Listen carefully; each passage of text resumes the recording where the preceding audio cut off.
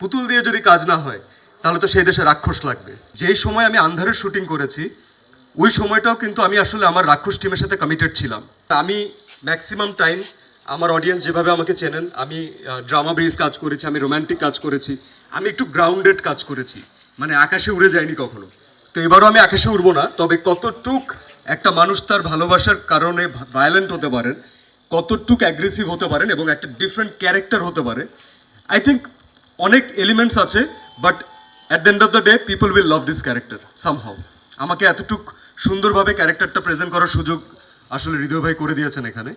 And there is something new to offer. দর্শকরা এখন অনেক এন্টারটেইন হতে চান, তারা তাদের যে সময়টা তারা এখানে খরচ করছেন, আমরা তাদেরকে পুরোটা টাইম এতটুকু গ্যারান্টি দিতে পারি আপনাদেরকে এন্টারটেইনই করবো আমরা ইনশাল্লাহ। আমি যে জিনিসটা পারি না সেটা হচ্ছে যেটা আপনি সেকেন্ড বললেন সেটা করতে, কারণ ওটার জন্য অনেক বেশি মেধার দরকার হয়। আমি এত মেধাবী না যে আমি আজকে গল্প শুনলাম পরশুদিন শুটিংয়ে গেলাম, এটা আমাকে দিয়ে হয় না। তো থ্যাংক ইউ, এই ব্যাপারটা আপনি সামনে এনেছেন। এই যে আজকে আমাদেরকে বসে থাকতে দেখছেন যে একটা ফার্স্ট লুক আমরা আল্লাহর রহমতে রিভিল করতে পারলাম, আপনাদের সামনে আনতে পারলাম, দর্শকদের দেখাতে পারলাম। জার্নিটা কিন্তু স্টার্ট হয়েছিল অনেক আগে, অনেক আগে, মানে অনেক আগে। আমরা আরও 8-9 মাস আগে থেকে এটার প্রিপারেশন স্টার্ট করেছি। মাঝখানে আপনারা অনেকে জানেন, যেহেতু আপনারা সবই জানেন কম বেশি, যে আমার আরেকটা সিনেমার শুটিং চলছিল আন্ধার। এবং আমি এতটুকু আপনাদেরকে বলতে চাই, এটা আমরা আসলে মেনশন করতে পারি না, যেই সময় আমি আন্ধারের শুটিং করেছি ওই সময়টাও কিন্তু আমি আসলে আমার রাক্ষস টিমের সাথে কমিটেড ছিলাম। তো আমার ডিরেক্টর এবং আমার প্রডিউসার যদি আমাকে ওই সময় অ্যালাউ না করতেন, তারা যদি আমাকে আরেকটা টিমকে, রায়হান রাফির টিমকে যদি তারা সাপোর্ট না করতেন, আমি এই মোমেন্টে বের হয়ে গিয়ে প্রিপারেশন নিয়ে আন্ধার করে আবার ব্যাক করতে পারতাম না। তারা আমার কারণে শুটিং পিছিয়েছেন। সো আমার মনে হয় আমাদের পুরো আন্ধারের টিম এবং পার্সোনালি আমি তাদের কাছে কৃতজ্ঞ যে তারা আমাকে এই দুইটা সুন্দর প্রজেক্টের পার্ট হওয়ার সুযোগ করে দিয়েছেন। আর আপনার প্রশ্নের উত্তর, আরও 9 মাস আগে প্রিপারেশন স্টার্ট হয়েছে।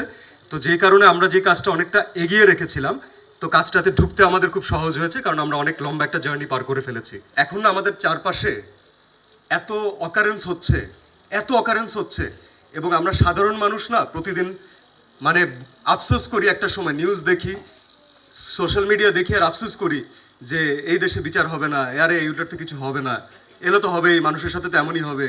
বাট আমাদের কি ভেতরে ভেতরে একটা আফসোস থাকে না যে যদি আমি এটার একটা প্রতিবাদ করতে পারতাম, যদি আমি এটা রুখে দিতে পারতাম, অথবা আমার হয়ে কেউ প্রতিবাদ করতো, রাইট?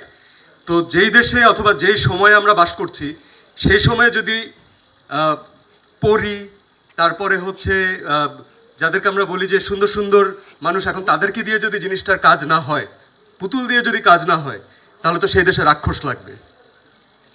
বিষয়টা হচ্ছে আপনি কিসের জন্য ফাইট করছেন, এবং ফাইট যদি রাক্ষসের মতো করে তাহলে আসলে ছিঁড়েই খেয়ে ফেলবে। তো রাক্ষসের ফাইট রাক্ষসের মতোই হবে ইনশাল্লাহ। কষ্টই তো আলটিমেট দ্য বিউটি, রাইট? এটাই মনে থাকে, hard work is the beauty. আমরা আমাদের অনেক এক্সপিরিয়েন্স ভুলে যাই, বাট আমাদের হার্ড ওয়ার্ক আমাদের সাথে থেকে যায়।